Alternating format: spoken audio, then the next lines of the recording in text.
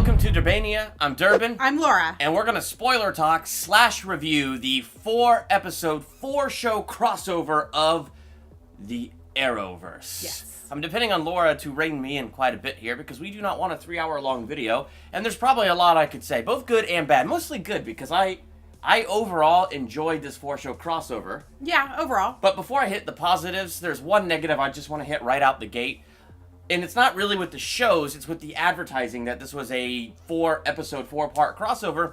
Really, it was a 3-episode because with Supergirl... With the teaser in Supergirl. Yeah, Supergirl carried on the regular Supergirl plot, and that was it. And then in the last less than a minute of the episode, Cisco and Barry show up at the end and transport her to their Earth. Yeah, and I was a little frustrated with Supergirl because at the very beginning... There is that, the portal begins to open while they're eating Thanksgiving. Everybody goes, whoa! And I'm like, yeah! And nothing bring happens. it. Yeah. And then nothing. And I'm like, okay, I guess they had to try to figure it out. I don't know. Yeah. And then it happens again halfway through, and I'm like, all right. Right at an action scene, so how cool for Barry to come through and help. It was like the perfect time. Barry could have come through, helped knock things out. They could have gone back and then taken care of business. But that didn't happen either. And then it happened to the last. So, it was, I was hoping for a lot more crossover in all 4 episodes, where we got it in the other 3. That's true. Just in Supergirl, there was very, very, very little crossover. So for this crossover, you don't even need to really know the show's Supergirl or anything happening in her show. You didn't have to watch Supergirl, really, because they show the ending of Supergirl, where the crossover begins. They show it at the beginning of The Flash. Yeah. So in all actuality, it's a 3-episode crossover, or a 3-series. Supergirl as a whole, I'm getting kind of 50-50 on, because I feel like this season about Supergirl, it's more about, relationship the drama. stuff. Yeah, which I think is fine. Like, if you're into that, and that's the kind of thing that you want, it is great, with a little superhero stuff thrown in. Personally, I'm the kind of guy that wants the superhero stuff with a little bit of relationship drama thrown in. So, I don't know.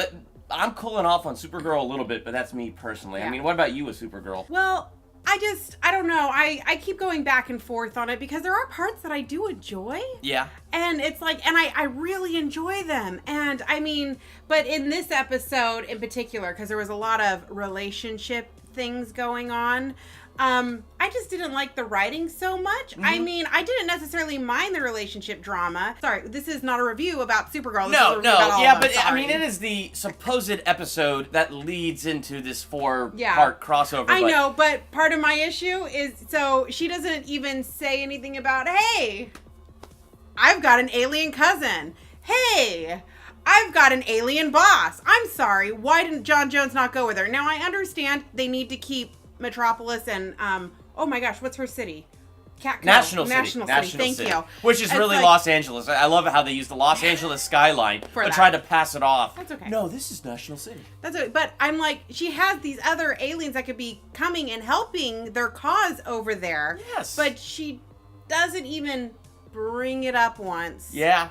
And when things were getting dire, you would think she would have been like, oh yeah, I've got somebody who can help us with this. And so, I mean, but there's the flip side. I can understand why she didn't, because she needs to keep people there to protect her town. Yes. And her Earth 38, is that what they... That's what they said, Earth 38, Now, it's interesting because as you get into that, I don't feel like they utilized Supergirl to the best they could have utilized her in this 4-episode crossover. She had some cool stuff, but I felt like in a lot of ways she was background to all the stuff that was going on. And as a superhero fan, I wish they utilized Supergirl better in the 4-episode crossover. Mm-hmm. And as a superhero fan, I wish John Jones and Superman came with her. Yeah. For the show, I get it. It's a show about Supergirl. They want the focus on Supergirl. This is Supergirl's crossover into this world. But if John Jones was there, he could have taught the other people how to defeat an alien. Yes. Whereas Supergirl, they're just like, go ahead. Give me your best shot. shot. And she kind of just whipped their butts, which was cool. Which was really cool. So, let's hit... So we've hit some negatives, but let's just hit our overall positives of this 4-show crossover. So, what were some of your positives in watching this?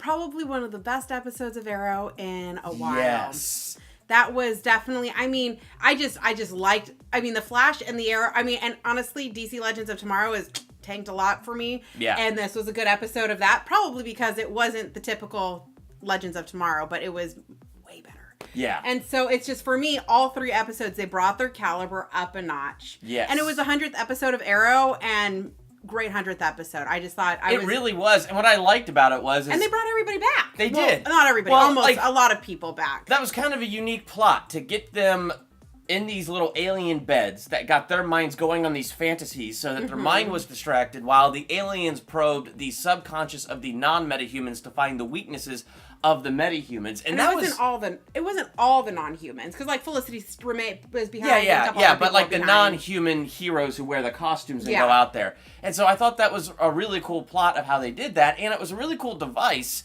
to go back and bring back all those characters from the last 100 episodes of Arrow. And so it was a really good way to pay homage to the show, which Season 3 and 4 I did not like of Arrow. Season 5 is a little better, but it's losing me in a lot of ways. We'll get into that the negatives. Season 2 is still the best. Season 2 is my favorite. But there was something about the feel of this 100th episode of Arrow, the way they brought in all the heroes. It was good. I enjoyed it. It's like, I mean, there's an episode in Smallville where Brainiac comes back and he shows Clark the future. Yes. And it just had this great, because, I'm sorry, season 10 was not the best for Smallville, but it had this nice feel, and that was a CW show. So I feel like that's what they did with this. It's like they brought it back to where it just had this good feel about what it originally was about. Yes. And where but now they add so much drama that doesn't need to be there. And here's what they did, when I talk about the relationship drama, this is what I mean. So when they, in this flashback, Laura Lance and Oliver Queen were about to get married. Yeah. This is the kind of relationship drama that I liked. It wasn't over-the-top drama stuff. It was, you could tell he loved her and those old feelings came up and she loved him.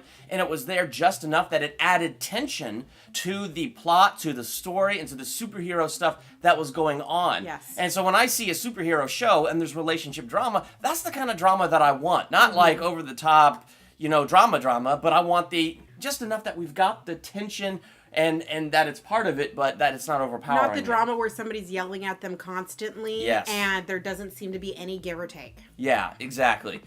Yeah, and so I've given up on Legends of Tomorrow. Yeah. And so the last 2 episodes from Legends of Tomorrow that built up to this, I just didn't even watch them because I didn't care. Honestly, the only thing that you missed was them making the suit for, I don't know what the metal guy's name is, the Doctor of History guy. The Colossus ripoff. He's Steel. Though. Steel, thank you. But the Colossus, I'm just going to stick with the Colossus ripoff because I just don't like Legends of Tomorrow at all. But it was interesting to watch them travel back to 1951 to capture one of these, what do they call these aliens? Dominators. They travel back to get a Dominator from I almost called him a raptor. Sorry. A raptor. Dinosaur. There we go. Oh, man. I'm sorry.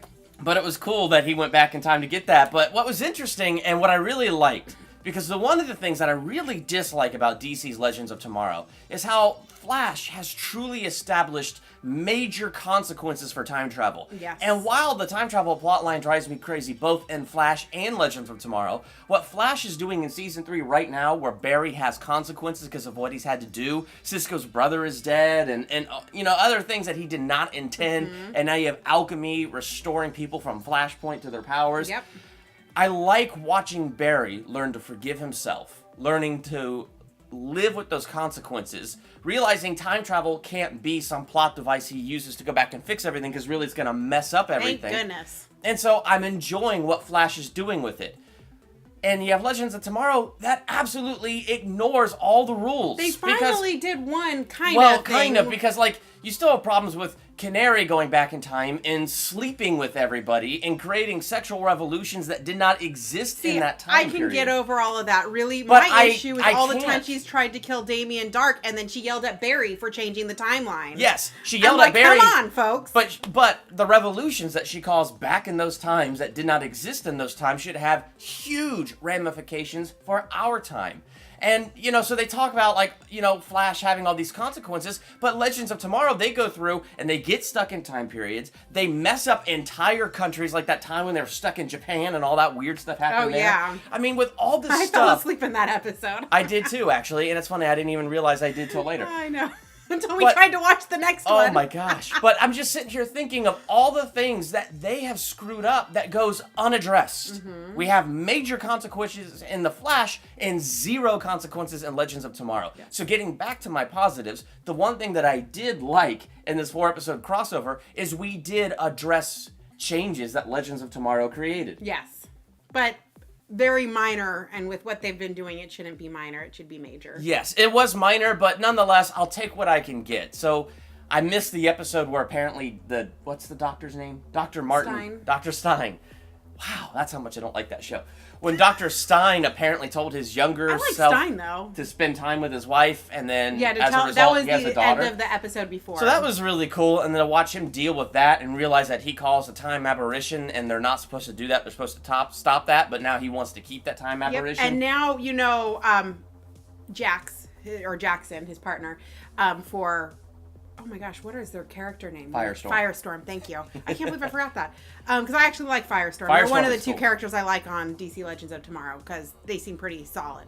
But, Jack said, oh, you created an aberration. He's like, yeah, and we can't tell the team because really the team would go back and have to stop that and change it. And so it's interesting that he would say that, but I'm trying to think, what are the aberrations that the rest of the team... So there should be dozens of apparitions through season 1 through season 2 because...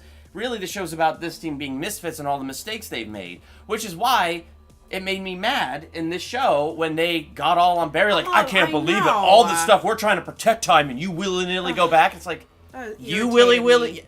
Look at you guys. Look at all the stupid mistakes you made. You destroyed the Time Lords. Mm-hmm. Oh, and then also when there was that message from the future... that Stein and Jackson decided to show Barry and Oliver. Oh my gosh. And it wasn't Barry that said we shouldn't tell the team.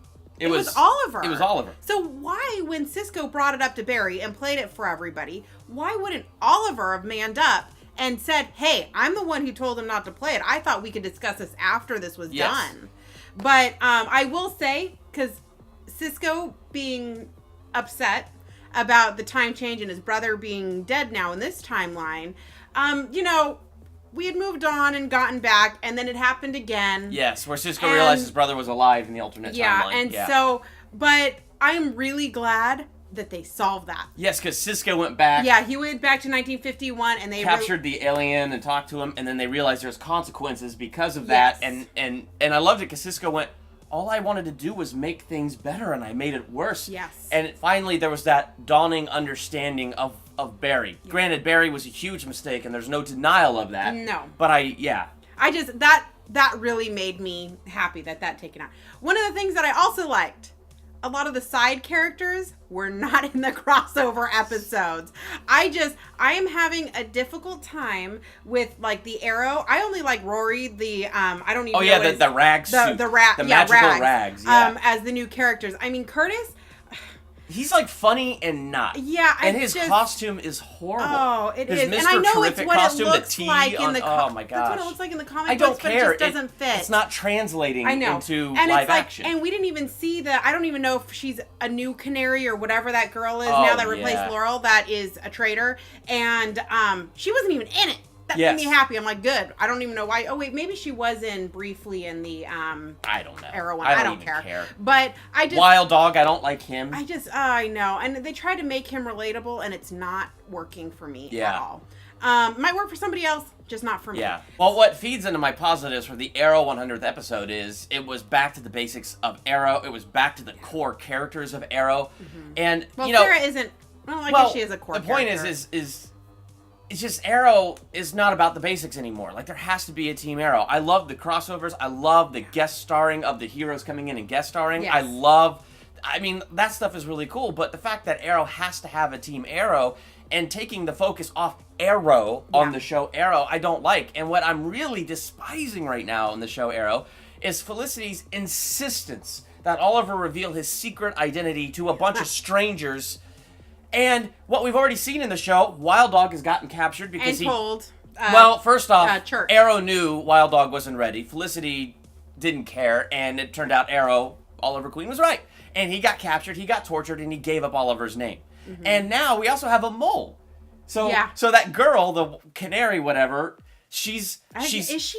I don't know. I don't know. I don't know. All I know That's is how much I don't care. she's a mole and knows Felicity, knows Oliver, knows everything. And it's like the inner workings of But everything. here's the problem is I don't think the writers still realize Felicity was wrong. So I don't think Felicity will ever go, "Oh, crud. Oliver, you were right. I made a Trust doesn't mistake." mean, revealing your identity to a bunch of unproven strangers right off the bat." I get it. That's never going to happen because I don't think the writers think she's wrong. But it's one of those things that's driving me crazy, on top of the fact that I don't want a Team Arrow. Let's go back to what made seasons 1 and 2 great. This is about the Green Arrow. And then every once in a while, let's throw in Arsenal. Every once in a while, let's throw in Thea putting on the costume. Arsenal. Well, they did throw Thea putting on the costume. And Diggle's cool. I don't mind Diggle being Spartan, but let's just, instead of a team, let's go back to the basics and make it about Arrow. And what I liked about this crossover is the team was very small. And it was back to Oliver Queen. It was both small and not small. Yeah, but it felt good. It was back to Oliver Queen being a leader. It was back to Oliver Queen being the Arrow, and so that's what I really liked. Yeah. So I don't know. What would you overall rate this 4-episode crossover? Well, for a 4-episode crossover. 3. Okay, 3. We're not counting Supergirl because that was not a crossover. Yeah, because to me that wasn't really much of a... I mean, it was, but it doesn't... To me, it didn't really fit with the other 3 so much. But for me, it would be probably... I'd give it a solid, B+. Yeah. I was thinking a B+ too. Because it's like Arrow, it's in the A category. But that's for an Arrow episode. Like for a crossover episode with all 3, as if I were watching a movie, it would have been a B+. I think I agree. I do wish we got Supergirl utilized a little better. And it's hard though when you have that many characters and you're trying to give them all that time on a TV show. But yeah, and each episode, I mean, it's funny because each episode by itself, I would probably, well, at least for Flash and Arrow, I'd put in A-. Yeah, and I can agree with that. DC Legends of Tomorrow, because it wrapped up very nicely. Yeah. Probably a B somewhere, but I just altogether B+. Yeah. Sorry, I've already said that 3 times. I think I agree. Now, I know we talked a lot about negatives. It's because, especially when you're in front of a camera, easy. It is so much easier to rant about the things that are negative rather than things that are positive. I just... Let your takeaway be, overall, this crossover thing with all 4 shows crossing over was really good. Yeah. I really enjoyed it. I really enjoyed the stories. I really liked how they brought the characters together. I'd recommend it. Except I for, had a lot of honestly, fun. if you don't watch Supergirl, I wouldn't watch it. I would just watch Flash, Arrow, and DC you don't If you already watch Supergirl, then it's great. But if you don't, I wouldn't worry about it. You're not going to need any Supergirl stuff to lead into it. Yeah. So, yeah, you're just going to wish, man, I wish they would have used her more. I think that's the only thing. Yeah. But it wasn't her show. But what she does do in it is still cool.